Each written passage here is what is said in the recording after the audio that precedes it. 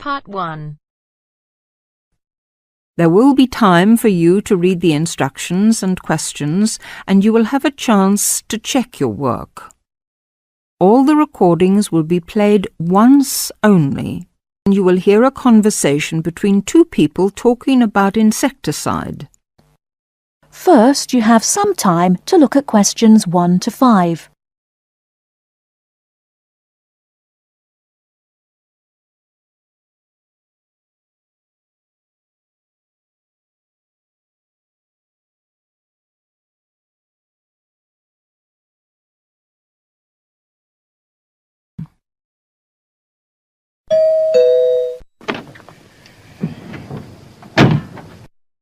Yes? Oh, good morning, madam. I'm from Pestaway Market Research. I'm doing consumer research in this area. I wonder if you'd mind telling me, do you use Pestaway in your home? Pestaway? Oh, the insecticide thing. Well, yes, as a matter of fact, I do. What do you use it for, madam? Fleas, ants, cockroaches, woodworm? Oh, cockroaches.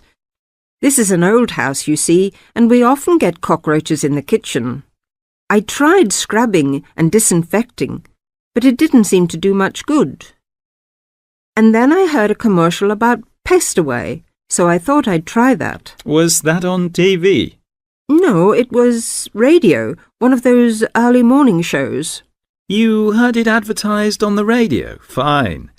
And you say you use it in the kitchen. Do you use it anywhere else in the house? In the bathroom, say? Oh, no.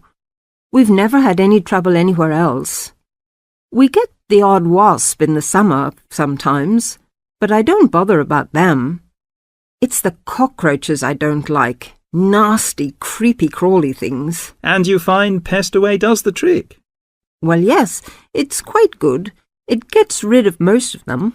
How long have you been using it, madam? Oh, let's see.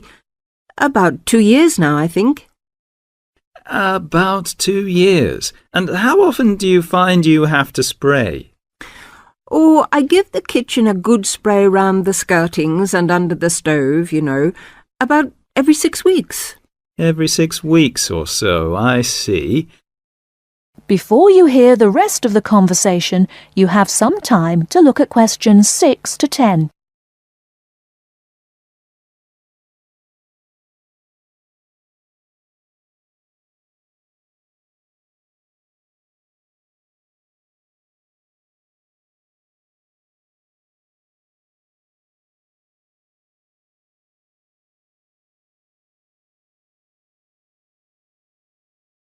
Now listen and answer questions 6 to 10. About every 6 weeks. Every 6 weeks or so, I see. Where do you buy your Pestaway, madam? A supermarket? Chemist? Oh, no. I get it at the little shop at the end of this street. They stock practically everything. It means taking a bus if I want to go to the supermarket. Well, thank you very much, madam. Oh, could I have your name, please? Mrs. Edgerton. Mary Edgerton. That's E-G-E-R-T-O-N. E-G-E-R-T-O-N. And the address? The address is 12 Holly, Peterford. 12 Peterford. And may I ask your age, madam? Oh, well, just put down I'm over 50. As you like, Mrs. Egerton. And occupation? Housewife? Well, I used to be a telephonist before I married. I had a very good job at the post office, but what with a husband to look after and 4 children to bring up, it doesn't leave you much time, does it? Occupation, housewife. Well, thank you very much for your time, madam. You've been most helpful. That is the end of Part 1. You now have half a minute to check your answers.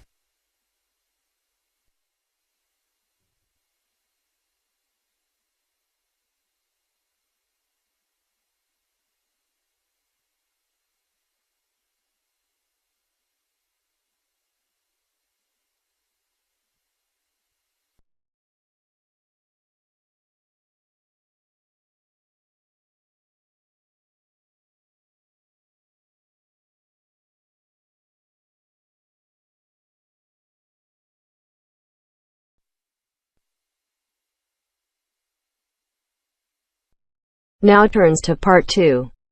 Part 2. You will hear an introductory speech to students at a summer school. You have 30 seconds to look at questions 11 to 14.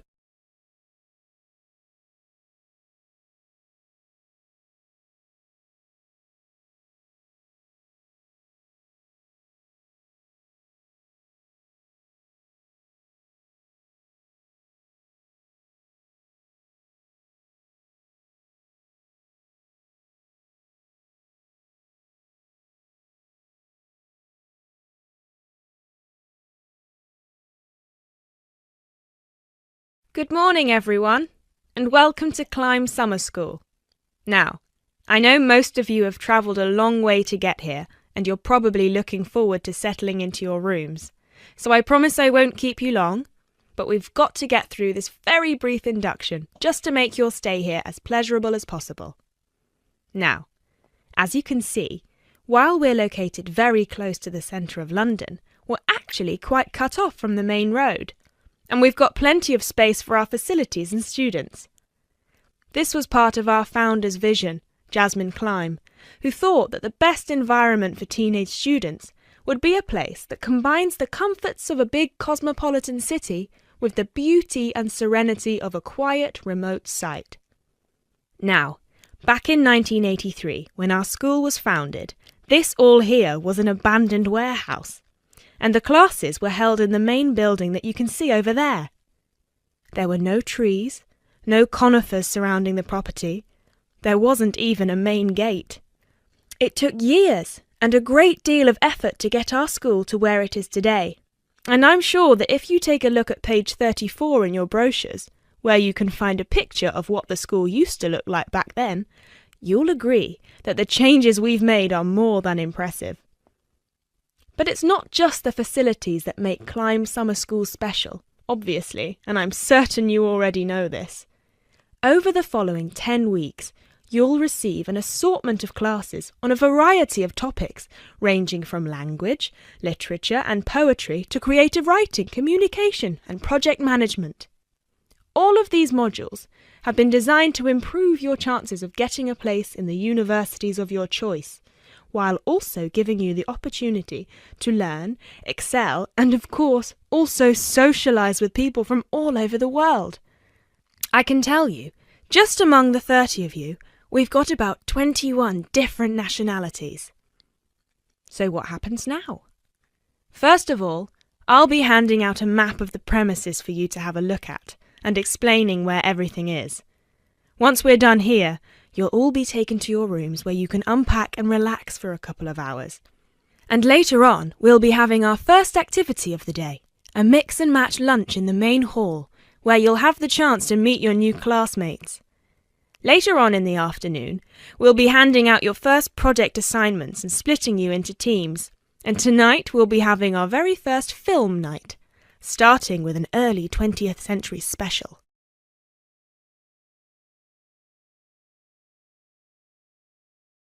You now have 30 seconds to look at questions 15 to 20.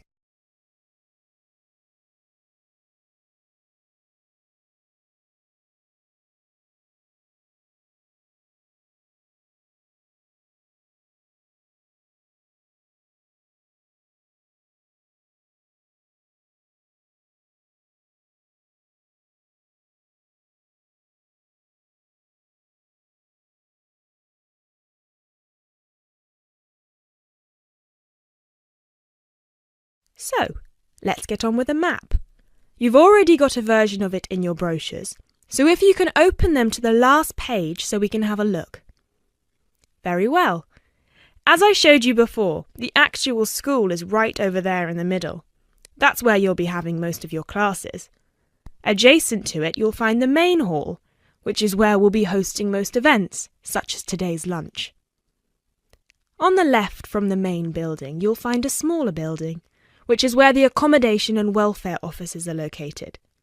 This is labelled as the garden office at the front, and it's easy to spot because it has a green door. Each of you is assigned to a different residence hall. We've got 3 residence halls in total, 1 on the left and 2 on the right. The one right next to the garden office is Ursula Hall, named after our founder's sister, while the other two are Peter Hall and William Hall. Now, as you can see, there are 3 more buildings to the left of the semicircle here, and 1 more building on the right-hand side, next to William Hall. So that one, which is shaped a bit like a dome, is the pavilion. This is where all your letters will be delivered, and in the basement floor you'll also find a laundrette. Please make sure you've got plenty of £1 coins, as you'll need one for the washing machine and another for the dryer. And that row of buildings on the left, the one closest to us here at the gate, is the canteen, where you'll be able to buy snacks as well as breakfast, lunch and dinner, on days when we don't have an event with food provided. The next one is the gym, which is open from 7 a.m. to 8 p.m. from Monday to Friday, and until 10 p.m. at the weekend. And the last building, right over there, is the study centre, where you'll find plenty of computers and books, as well as a great selection of DVDs and magazines that you can borrow with only a small refundable deposit of £5. Now, please remember to keep your student card with you at all times, as you'll need it to access most of these facilities. That is the end of part 2. You now have half a minute to check your answers.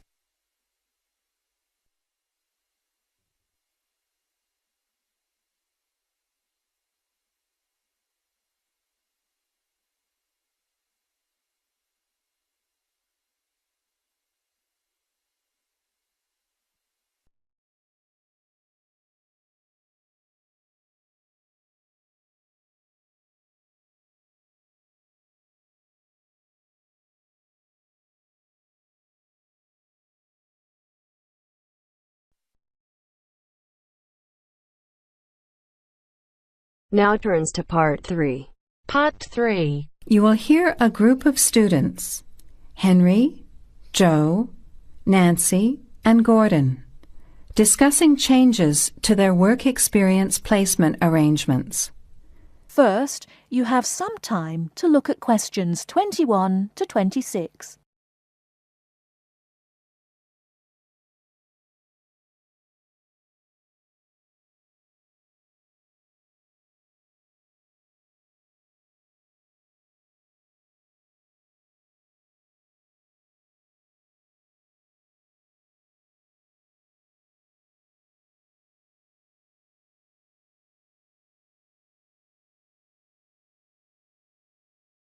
Now listen carefully and answer questions 21 to 26.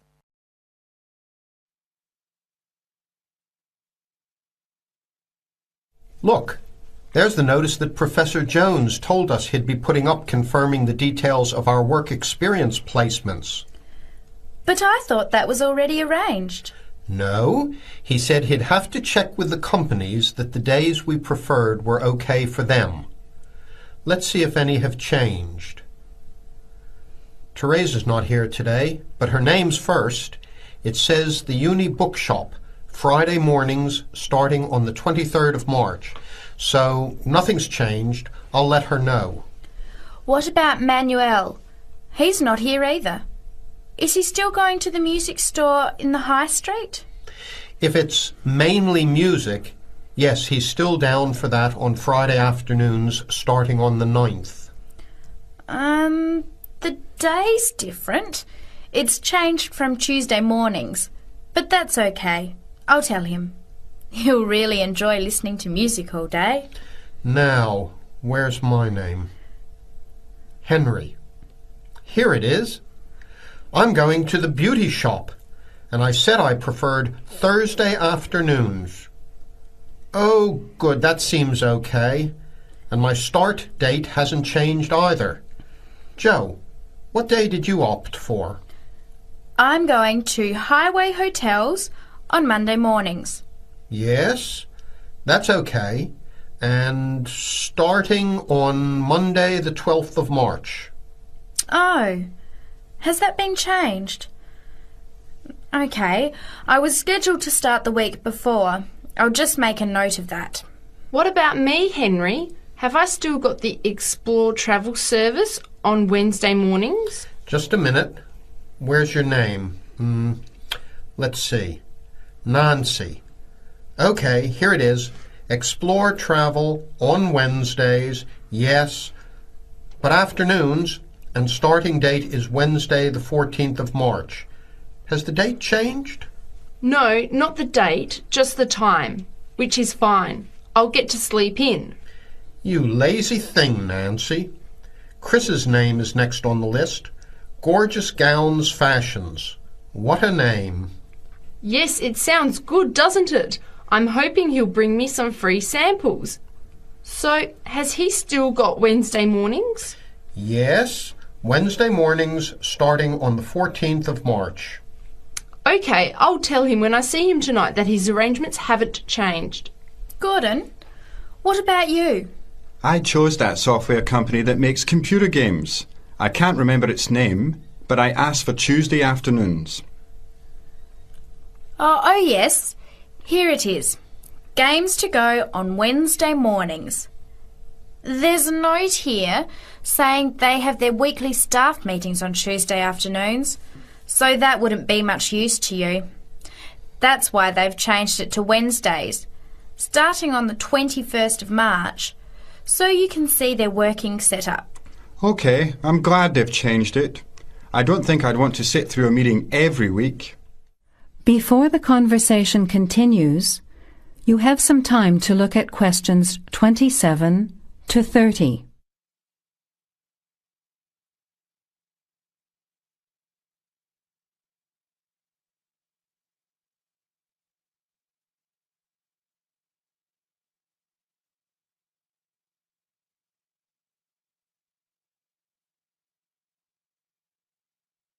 Now, as the conversation continues, answer questions 27 to 30. Can someone remind me what time we have to get to our placement in the afternoons? It says here, mornings start at 9 a.m. and afternoon sessions at 1 p.m. Oh, that's a shame. I thought Professor Jones was going to change it to 9:30 a.m. and 1:30 p.m. Yes, he did say that he'd try to make it later, but obviously that wasn't possible. By the way, just in case, what happens if we're ill or something and can't make it? Do we phone the college or the place we're going to? I think we have to phone the company first and then the college. Didn't you get the information sheet about work experience at our last seminar? No, I missed it because I had to go to the dentist. What else did it say? Well, we have to do a total of 24 hours altogether. So if we miss one of the arranged sessions, we have to organise another time to make up the hours. And he gave us details of the presentation we have to give about our work experience. Oh, really? What do we have to do? In week 10, we each have to give a presentation to the class about the company we've been with. It's 30% of our final mark for this subject, so it's going to be a lot of work. Yes, he's expecting us to do a lot of research while we're there so that we can outline the history of the company, its management structure, number of employees, other branches, etc. And he said we should use lots of visuals such as diagrams and flowcharts during the presentation. Yes, and we should also include what we did each week, the different departments of the company or positions that we observed, and try to relate what we saw to our studies so far. He gave examples like management style, accounting systems, information technology, and so on. You were right. It sounds like lots of work. That is the end of part 3. You now have half a minute to check your answers.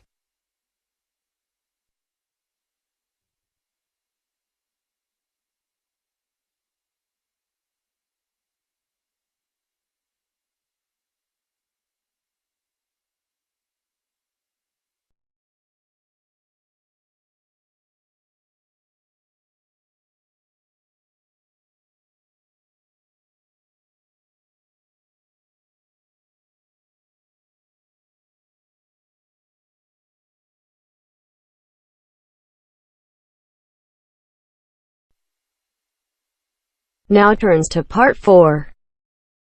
Part 4. You will hear a lecture about English language. You have 30 seconds to look at questions 31 to 37.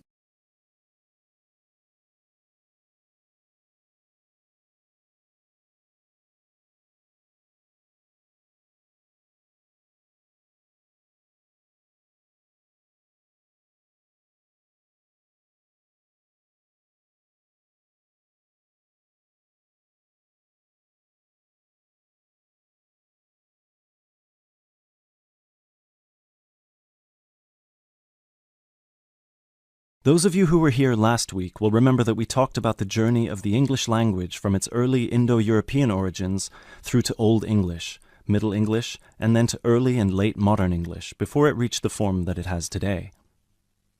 Today, we will be continuing that theme by focusing on the future of the English language and all the places it might go from here. There are about 2.1 billion people around the world who can speak English. Out of these, only 400 million are native speakers, which means that 4 in 5 English speakers are non-natives. This is obviously quite an impressive number, considering that just 2 centuries ago, in 1801, there were only about 20 million speakers of English around the world, and languages like French and German were ahead of English in terms of how many people were using them. But what does it mean? What it means is that the future of the English language doesn't really depend on its native speakers, but on that massive number of non-native speakers learning it around the world. Has anyone heard the term pidgin before, or Creole? A pidgin is a simplified version of a language which acts as a bridge between two people who don't have a common language, allowing them to communicate with each other. While a Creole is a language that evolves from a pidgin, with the difference that it is fully formed with clear grammatical rules and vocabulary. There are currently dozens of pidgin and Creole languages based on English around the world, for example, Nigerian pidgin or Jamaican patois.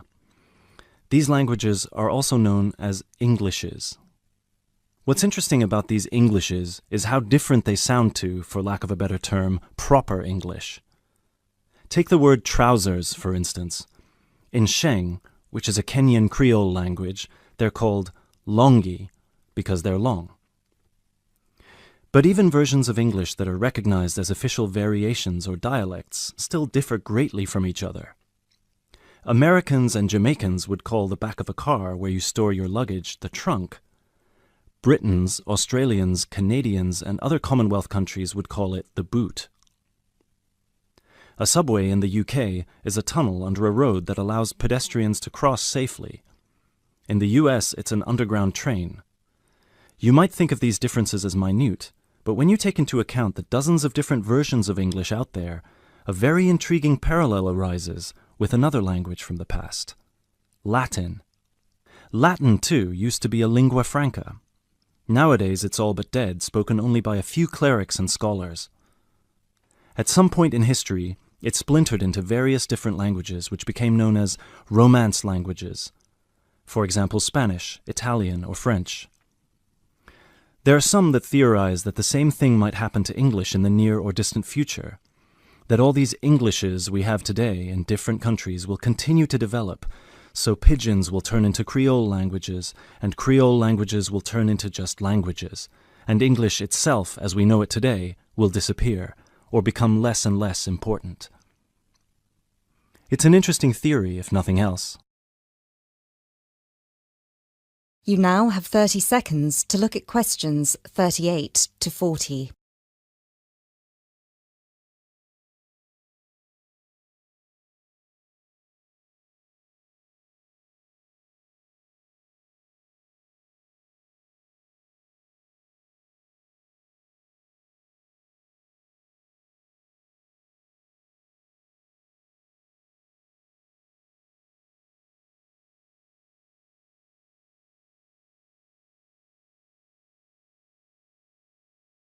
It makes sense that as English grows in popularity, countries, especially those with a strong sense of identity and tradition, will develop their own versions of the language, marked by the idiosyncrasies of their culture. Just think of the contribution of dialects such as Jamaican or South African English. In the past 50 years alone, they've added about 25,000 words to the English language. Most of these related to a local context that wouldn't have existed in English before the spread of colonialism. In terms of numbers, just those are enough for a brand new language. There are some flaws to this theory too, however. While it's true that Latin and English have a lot of similarities in terms of how they developed or have developed throughout history, there is one big difference. We currently live in an era of globalization. Today, you can be in India and stream an American film or TV series in seconds. You can be in Nigeria and listen to British music. You can be in Brazil and read a novel from an Australian author. Just a few centuries ago, this was unthinkable. So what's the other way that English could go? According to some experts, there's the possibility that it could maintain its status as the world's global language, but with a few differences. Already today, most conversations in English occur between non-native speakers. While many of these might be fluent, the majority probably only have an intermediate understanding of the language, devoid of the nuances, colloquialisms, and complex collocations that native speakers employ in their interactions. This means that over time, English could turn into some sort of world speak, the official lingua franca for the entire world, but in a simplified form. Some scholars have even started trying to develop that version of English by selecting the most useful words in the English vocabulary for non-native speakers to learn.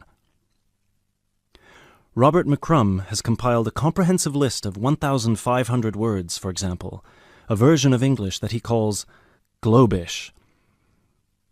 And what about traditional native speaker English? It might continue to exist, but lose its popularity, as the previous theory suggests. There are many more theories about the future of the English language, of course. I've only focused on the two main ones because they clearly demonstrate our uncertainty when it comes to how this beautiful language will develop. English is in a unique, unprecedented position. No other language has achieved the same levels of popularity in human history, especially in terms of non-native speakers. So, as this is clearly uncharted territory, only time will be able to tell us what will happen.